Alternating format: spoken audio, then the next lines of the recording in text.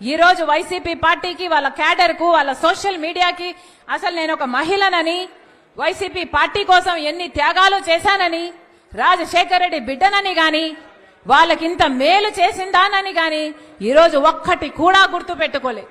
ఈరోజు మూకుమ్మడిగా నా మీద దాడులు చేస్తున్నారు. సిగ్గు ఎగ్గు లేకుండా, ఉచ్చం నీచం లేకుండా వ్యక్తిగతంగా నన్ను టార్గెట్ చేస్తున్నారు. ఎన్ని రకాలుగా రోజుకొక స్టోరీ చెప్తారు, రోజుకొకరిని ముందుకు తీసుకొస్తాడు, రోజుకొక జోకర్ ముందుకు వస్తాడు, ఒక కొత్త మాట చెప్తాడు. నిన్నైతే ఒకడు ఏకంగా ప్రణబ్ ముఖర్జీ పేరునే తీసుకున్నాడు. ప్రణబ్ ముఖర్జీ ఆయనకు చెప్పాడట, నా భర్త అనిలు సోనియా గాంధీ దగ్గరికి వెళ్ళాడట, ఆయనకు పదవీకాంక్ష అప్పటి నుంచే ఉందట, పదవీకాంక్ష ఉంది కాబట్టి అక్కడ సోనియా గాంధీతో నా భర్త చెప్పాడట, షర్మిలమ్మను ముఖ్యమంత్రిని చేయండి, మేము కాంగ్రెస్ పార్టీని బలోపేతం చేస్తాము, జగన్ను జైల్లో పెట్టండి అని నా భర్త ఆయనకు చెప్పాడట. ఏమైనా అర్థం ఉందా అని అడుగుతున్నాం. ఇప్పుడు ప్రణబ్ ముఖర్జీ గారు లేరు చెప్పటానికి. అలాంటి పెద్ద మనిషి పేరును కూడా మీరు వదిలిపెట్టడం లేదు అంటే అసలు మీ కుట్రలకు, మీ కుతంత్రాలకు ఏదైనా హదుపు ఏదైనా ఉందా? నా భర్తకు పదవీకాంక్ష ఉందా? మాకు పదవీకాంక్ష ఉంటే మా నాన్న అప్పుడు 5 సంవత్సరాలు ముఖ్యమంత్రి, మేము ఒక్క పదవైనా తీసుకోకపోయే వాళ్ళమా? మాకు పదవీకాంక్ష ఉంటే. కాంగ్రెస్ పార్టీలో చేరి ఆ పనికి మాలినటువంటి తీసేసిన తహసీల్దారులాగా ఆ 10 మంది పనికి మాలిన నాయకులను వేసుకుని రాజశేఖర రెడ్డి బిడ్డ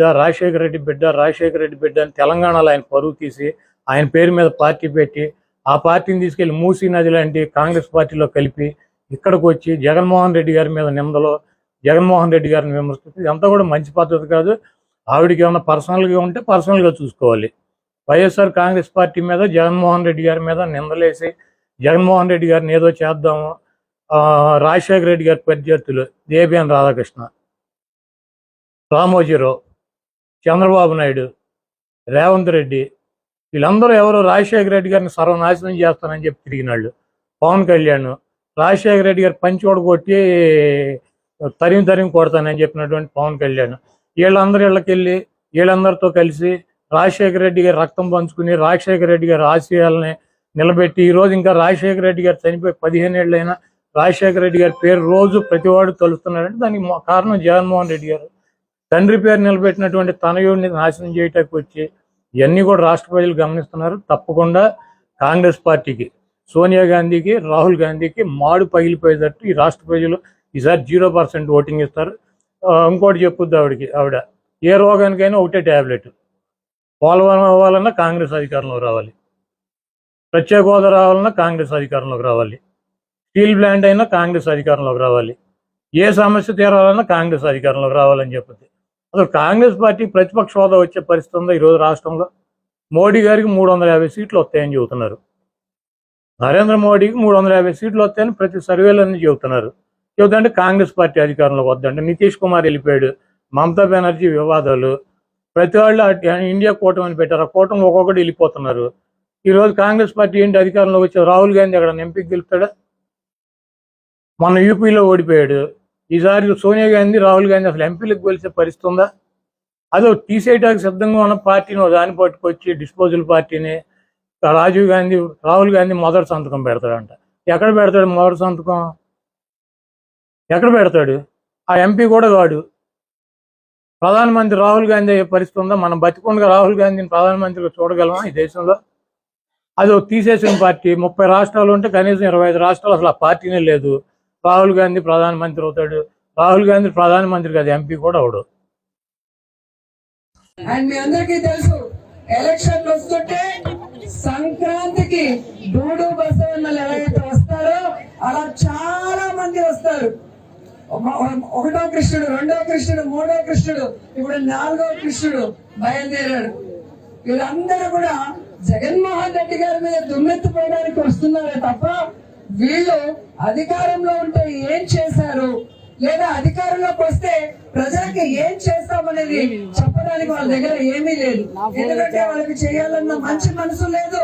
చెప్పాలి అంటే ఈ రాష్ట్ర పరిస్థితుల గురించి, ఇక్కడ ఉన్న ఏం చేయాలో కూడా వాళ్ళకి అర్థం కాని పరిస్థితి. కేవలం జగనన్నని ఓడించాలి, వాళ్ళ అధికారంలోకి వచ్చేయాలి అన్న ఆలోచన తప్ప మరొక ఆలోచన లేదు.